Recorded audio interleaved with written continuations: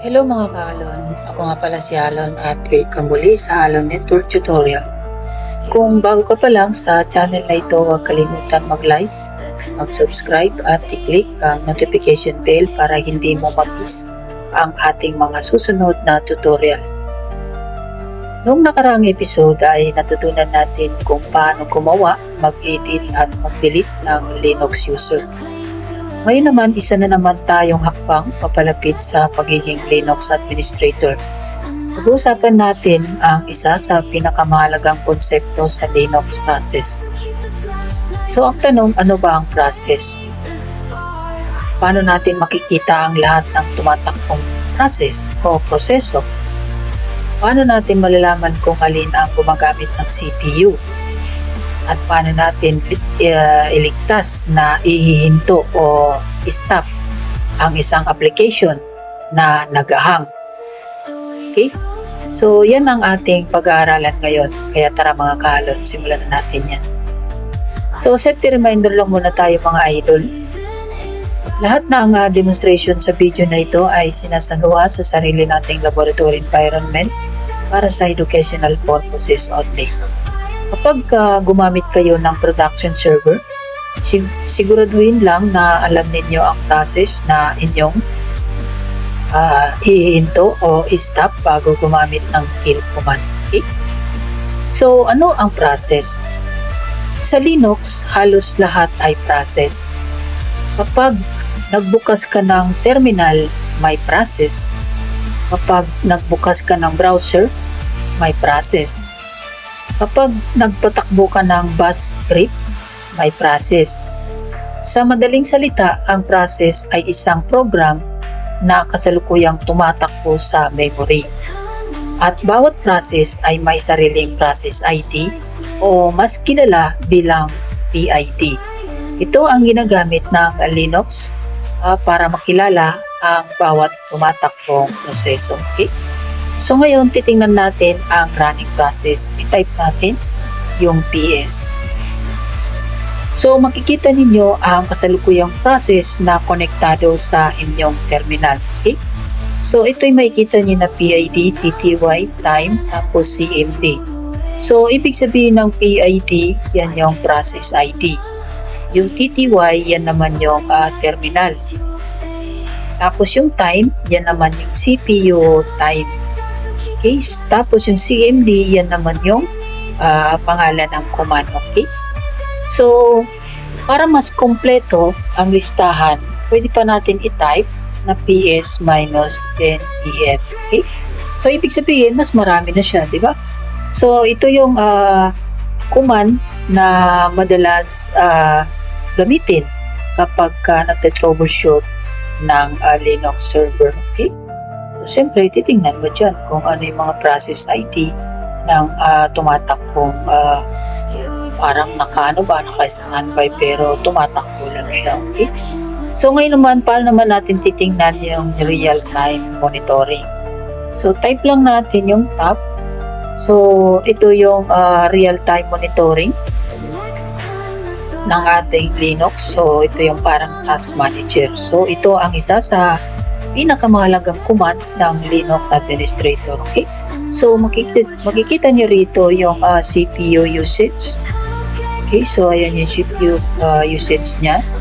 And then, memory usage. Okay? So, ayan, makikita nyo dyan yung process ID, user. Okay? So, yun yung mga makikita nyo dyan sa real-time monitoring. Okay? So, ngayon naman, titingnan naman natin yung mass upgrade. So, titingnan natin kung naka-install. So, Control-C lang ako para lumabas. Tapos, type lang natin. And, stop. Titingnan lang natin kung naka-install. Okay, so, naka-install lang ating stop. So, ang stop, ibig sabihin ng stop ay mas modernong version ng tab. Kasi, siyempre, may H na eh. So, colorful na siya. Okay, so parehas lang siya dun sa stop. Sa top, di ba? So, yan siya, colorful lang siya. So, paano naman maghanap ng process? Okay, so exit muna tayo dito. Control C lang. Tapos, hanapin natin yung process. So, sabihin natin na pgrip. Tapos, bus. Then, enter. So, ito yung process ID. 824, 865, 1245. Okay? So, yan siya. So, ibig sabihin ng pgrip ay ginagamit to panghanapin ng process ID ng isang process based sa pangalan nito. Okay? Alright. So, gets na ba idol?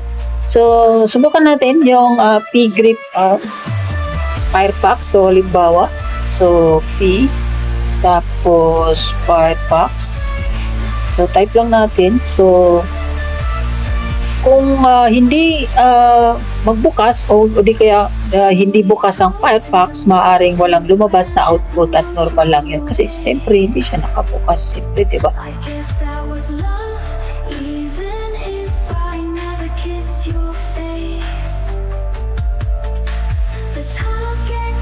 So ngayon naman mag-test tayo ng process, okay? So gagawa tayo ng simpleng process. Okay. So ang gagawin natin is sleep the 300. Okay? So nakagawa na tayo ng running process, okay? So walang nangyayari, nandito lang siya. So ibig sabihin niyan naghihintay lamang ito ng 5 minuto. Okay? O ngayon, subukan natin sa ibang terminal. Okay. So ito naka-open ko na to kanina pero papakita ko lang sa iyo.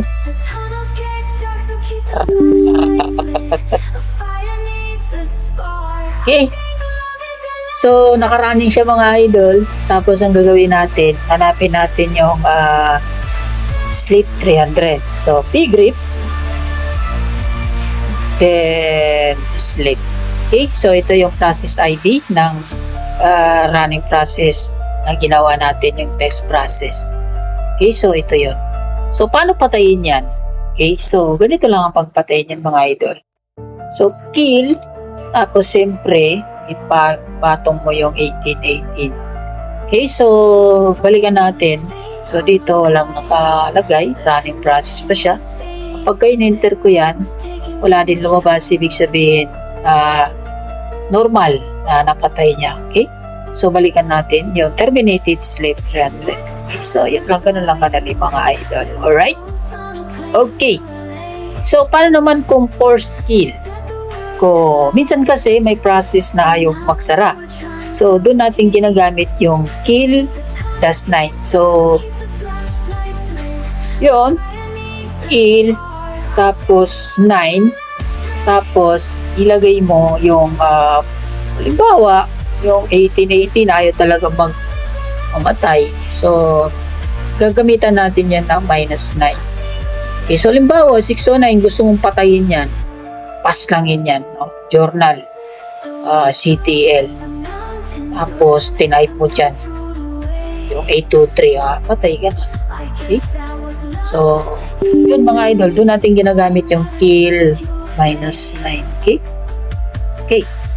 So, paano naman gamitin ang pangalan? So, halimbawa, pangalan ng sleep. O, ganun lang. Kill, tapos sleep. So, halimbawa, ito, root, Khalil. Pangalan mo dyan. Yan, message, root. So, dagdag mo rito. Okay? So, yun. Mamamatay na yun siya mga idol. Okay? So, ibig sabihin, mas mabilis kapag maraming proseso ang parehong pangalan. Okay, so, ito, root. Pag nilagay natin dyan dito yung root, patay lahat yan, mamamatay lahat na. Okay, so, get sa idol? Okay. So, sa real world, isipin niyo na may web server ang kumpanya. Okay? So, biglang bumagal yung website. So, bilang Linux administrator, hindi agad tayo nagre-restart ng server, di ba? So, una, sinusuri muna natin ang running process gamit ang tab. Okay? So, kapag nakita natin ang application na gumagamit ng sobrang CPU, hinahanap natin ang process ID doon. Okay? So, yun. Hanapin natin yung process ID noon. Ito. Tapos, saka natin siya i-stop set. Okay? So, ganito ang tamang proseso sa totoong production ng environment. Okay? So, narito ang ilang mga karaniwang pagkakamali. Una, siyempre spelling. So, diretsong ginagamit ang kill 9, kill -9. So, hindi ito magandang practice. Okay? Subukan muna yung normal na kill. Tapos, pangalawa, hindi mo na chine-check ang process ID bago magpatay ng process ID. So, yun, marinig yun. So, pangatlo, napapatay ang maling process. Okay? So, laging tandaan kung ano ang process ID. So, pwede natin patayin yan dyan. Okay, so, ayun mga idol. So, lagi lang mag-double check bago gumamit ng kill command. Okay? So, interview question of the day. So, kapag tinatanong ka sa interview, ano ang pagkakaiba ng kill at saka kill -9. So, maaari mong sagutin. So, depende naman sa'yo kung ano ang sasagot mo. So, sa akin, ang kill ay nagpapadala ng signal para maayos na i-stop o huminto ang process o proseso. Samantalang ang kill -9 ay sa pilitang pinapatay ang process at karaniwan ay ginagamit lamang kapag hindi tumutugon ang application. Okay? Alright. So, siguro hanggang doon na lang muna tayo mga idol. Okay? So, lab mission for today. So, una, tingnan mo ang running process gamit ang PS. Tapos, pangalawa, tingnan ang buong process list gamit ang PS-EF. Tapos, pangatlo, buksan ng tab. So, gumawa ka ng test process gamit ang Sleep 300. Okay, so hanapin mo ang process ID gamit ang pgrip. Tapos, ihinto ito gamit ang kill. Okay? So, kapag ka nagawa mo na walang error, so, congratulations. So, marunong na tayo mag-manage ng Linux process. Okay? So, gets na ba, idol? Okay, sa bonus challenge natin, gumawa tayo ng dalawang terminal. Sa unang terminal, Sleep 600. Sa pangalawang terminal, hanapin ang process ID, ihinto ang process gamit ang kill. Ulitin ang exercise gamit ang kill all at p-kill. O, bakit may P? Ay, siyempre. So, obserbahan mo ang pagkakaiba ng bawat command. Okay? Alright. Sa next episode, Linux Services and System CTL naman ang ating pag-uusapan. Sa susunod natin, magtutunan naman doon yung ano ang Linux Service, ano ang daemon, ano ang System CTL status, start, stop, restart, enable, and disable. At paano kontrolin ang mga serbisyo sa Linux o services sa Linux. Okay? At yan mga kalon ang ating episode 44. At ngayon ay alam na ninyo kung paano makita, subaybayan at iligtas na i-manage ang mga running process sa Linux. Okay? Kung may natutunan ka sa video na ito, huwag kalimutan mag-like, mag-share at mag-subscribe sa Alon Network Tutorial. Ako si Alon at maraming salamat sa inyong panonood. At tandaan, ang mahusay na Linux administrator ay hindi agad nagpapanik kapag may problema. Una niyang sinusuri ang system.